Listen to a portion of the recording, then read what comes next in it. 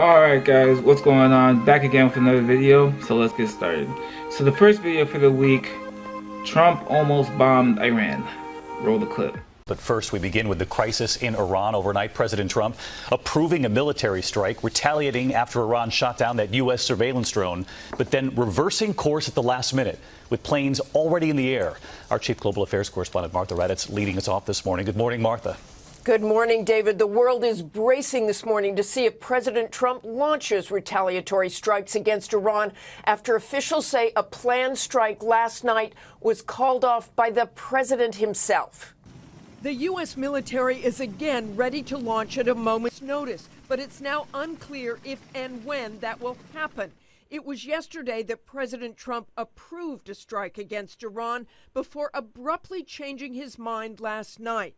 The president tweeting a short time ago that we were cocked and loaded to retaliate last night on 3 different sites. When I ask how many will die, 150 people, sir, was the answer from a general.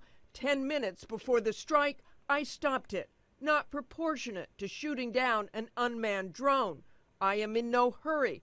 Then saying sanctions are biting, although writing that Iran can never have nuclear weapons. The strikes were reportedly set to include Iranian radar and missile batteries. The move would be in retaliation for the shoot-down of the American drone, Iran showing images of what they say they recovered of the wreckage. An Iranian general also claiming this morning that a U.S. P-8 surveillance plane with 35 on board violated Iranian airspace, but Iran, it says, decided not to shoot down the manned aircraft. Thursday, Iran showed video of what they claim is their surface-to-air missile streaking toward the U.S. drone, exploding on impact. This video hasn't been verified. In a video released by the U.S. military, the drone is seen plunging into the waters below. The unarmed and unmanned aircraft, one of America's most sophisticated drones, cost $130 million. Yeah, so that is kind of scary to know that we could have basically been at war with Iran this week. Now, if you're wondering how we're even at this point, you have to kind of go back to 2015 when Obama was still in office and they came up with the Iran nuclear deal. Ultimately, what that deal was is that Iran is very limited in terms of being able to enrich uranium. They also had to allow access to UN inspectors, basically to make sure that they're not trying to build nuclear weapons.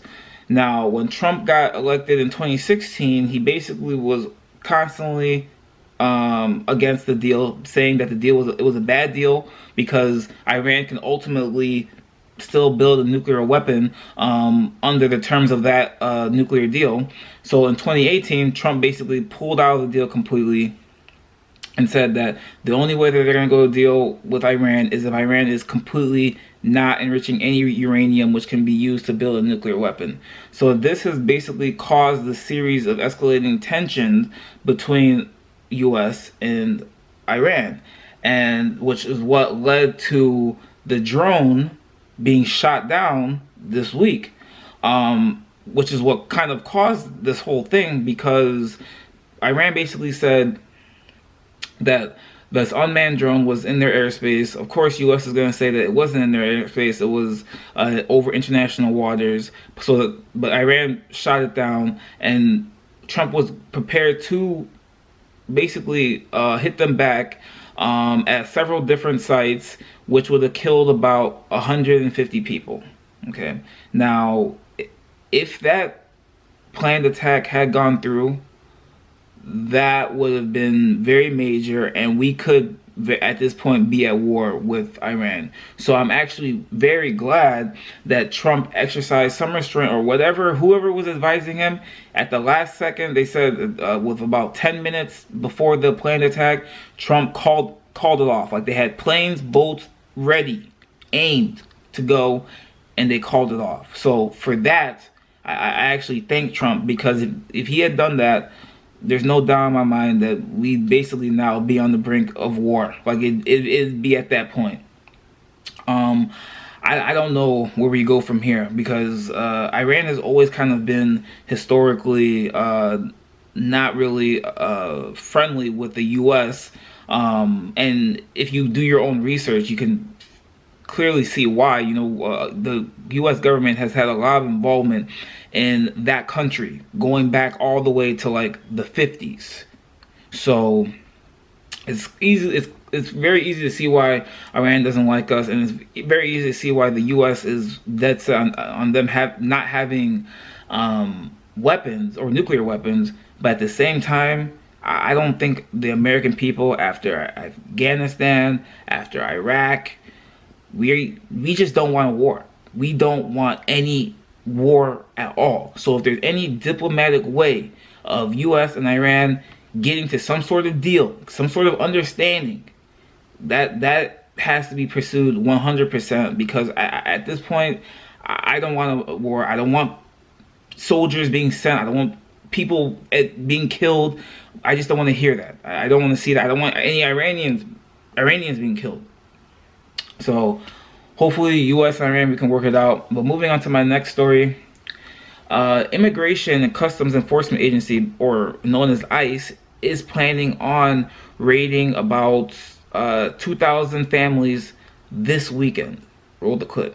Tonight, Immigration and Customs Enforcement is preparing a mass roundup of migrant families that have already received deportation orders. Pre-dawn raids, reportedly known as Family Op, planned for this Sunday in as many as 10 major cities. The director of ICE speaking on ABC News Live. One of the greatest pull factors for families to come here is they know once they arrive in the United States, they remain here untouched. We have to change that message. These kinds of raids typically target criminals, not families. Houston's police chief sounding a warning. The last thing we need is to evoke that kind of fear where people go further into the shadows and they fail to cooperate with law enforcement at the local level.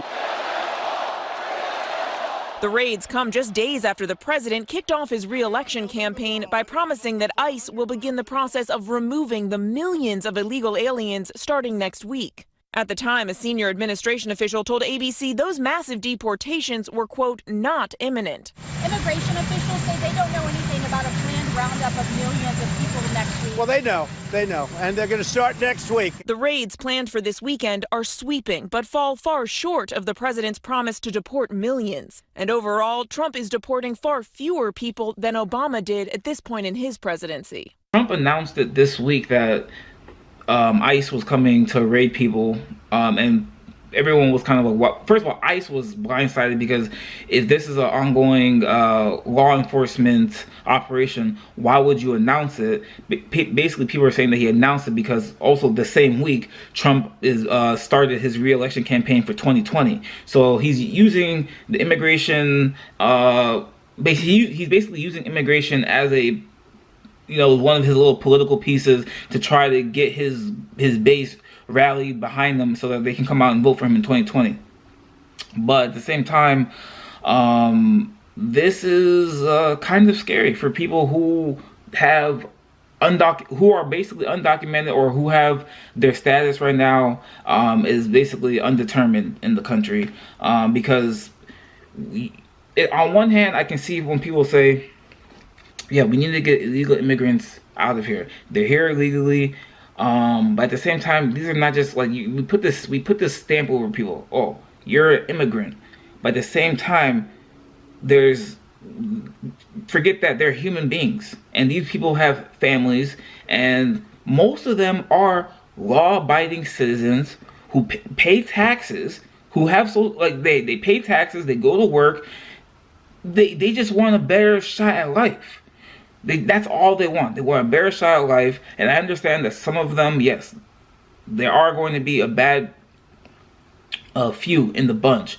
But this whole raid that's going to be basically targeting 10 major cities like Chicago, Baltimore, Denver, Houston, Los Angeles, New Orleans, New York City, San Francisco, Miami, Atlanta. Those are the 10 major cities that are being targeted for this weekend. I mean, it's kind of crazy. I don't know. It's kind of crazy. So I looked up some things that what you should do if the immigration people show up at your job or they show up at your house.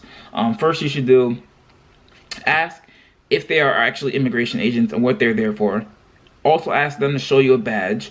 ask if they have a warrant, but the warrant needs to be signed by a judge.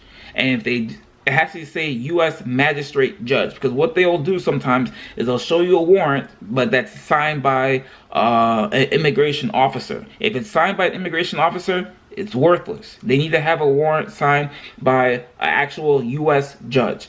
Now, if they do have that, they have the right to then come in. Once they do come in, this is very important. Don't talk. Exercise your right to remain silent and ask for a lawyer as soon as possible, because the less you say, that means the less that they can use against you. Do not talk. Don't sign anything. They're gonna pressure you. They're gonna use intimidation tactics. There's gonna be a lot of commotion going on. But if you remember those main things, don't sign any documents. Don't speak. Ask for a lawyer as soon as possible. You might have a chance of kind of getting out of that. These are just the tips that I looked up online. That was my last story for the week. You guys have a good day.